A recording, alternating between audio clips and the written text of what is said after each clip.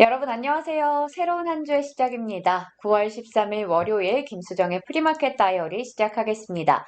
지난주 금요일은 개장 전에 지수들이 상승불을 켜고 있어서 반짝 반등하나 싶었는데 이게 무슨 일인가요? 애플이 3%대로 급락하면서 뉴욕 증시는 하락세를 이어갔습니다.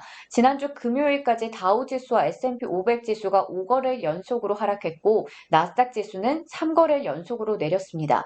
이번 주에는 연준이 중요하게 생각하는 물가 상황을 알 수 있는 소비자 물가 지수가 화요일에 나올 예정이고요. 목요일은 고용 지표, 이 주간 신규 실업수당 청구 건수가 나오기 때문에 이 부분을 잘 참고해서 테이퍼링의 시기에 대한 단서를 찾아보시면 되겠습니다.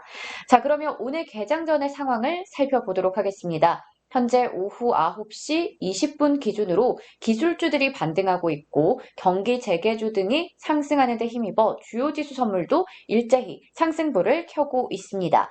국제유가의 경우에는 뱅크 오브 아메리카에서 이번 겨울에 석유 소비가 증가한다면 배럴당 최대 100달러까지도 오를 수 있다라는 전망이 나오면서 0.57% 오른 70달러 선에서 거래되고 있고 10년물 국채 금리는 소폭 하락하고 있습니다. 그럼 본격적으로 오늘의 프리마켓 이슈 종목들 확인해 보겠습니다.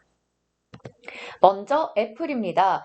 지난 금요일에 미국 법원이 애플의 인앱 결제 강제를 반경쟁적인 조치로 판결하면서 애플의 주가가 3% 넘게 급락했습니다. 지수에도 하방 압력을 가했는데요. 반면에 최대 30%인 애플 앱스토어의 결제 수수료를 피할 수 있다는 기대감 속에서 액티비전 블리자드, 로블록스, 진가 등 비디오 게임 업체, 게임 개발사들의 주가는 상승했습니다. 애플의 앱스토어 매출 중에서 대부분이 게임을 통해서 창출되는 것으로 알려져서 많은 주주분들께서, 투자자분들께서 걱정하실 수도 있는데요. 이번 판결에 대해서 긍정적인 이야기를 한 아이비도 있었습니다. JP모건은 그럼에도 불구하고 애플의 서비스 혹은 앱스토어 부문의 실적 성장치를 기존 수준으로 유지한다고 밝혔고요. 그리고 루프벤처스에서는 최악의 상황을 가정하더라도 이번 판결로 인해서 애플의 올해 10월부터 내년 9월까지의 EPS 타격은 4%에 불과할 것이라고 설명했습니다. 지난 금요일에 많이 빠졌던 애플, 바로 내일 현지 시간으로 오전 10시 스페셜 행사를 통해서 신제품 공개를 앞두고 있기도 하죠. 이 부분에 대한 기대감, 저가 매수에 대한 유입으로 인해서 오늘 개장 전에는 0.88% 반등한 150달러 선 회복하고 있습니다.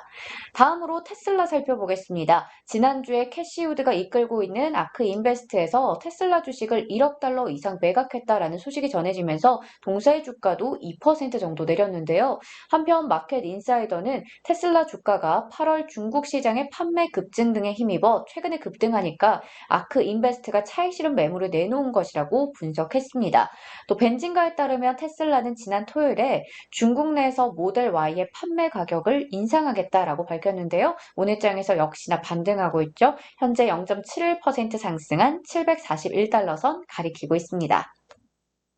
계속해서 버진 갤럭틱 홀딩스 보겠습니다. 동사는 비행 관제 시스템의 부품 결합 가능성이 언급되면서 상업용 연구 비행의 연기를 발표했습니다. 장전의 악재가 전해지면서 주가는 3.38% 내린 24달러 선 가리키고 있습니다.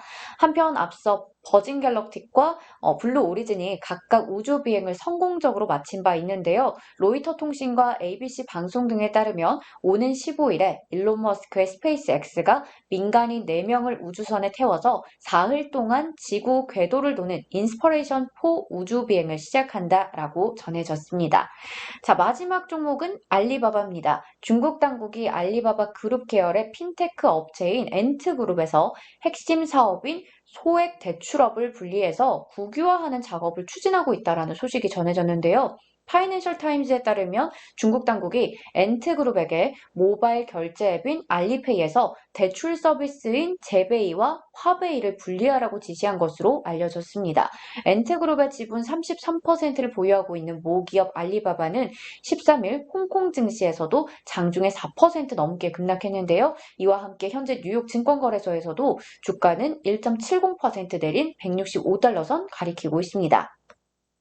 자, 여기까지 오늘자 프리마켓 이슈 종목들 만나봤습니다. 오늘은 특별한 경제지표 발표가 없고 장 마감 이후에 기업용 소프트웨어 업체인 오라클이 실적을 공개하는데요. 월간은 동사가 매출 97억 7천만 달러, EPS 0.97달러를 기록했을 것이라고 예상하고 있습니다. 자, 오늘 준비한 내용은 여기까지입니다. 그럼 새로운 한 주도 힘차게 시작하시고 성공 투자하시길 응원할게요. 저는 내일 화요일에 다시 돌아오겠습니다. 내일 만나요. 안녕!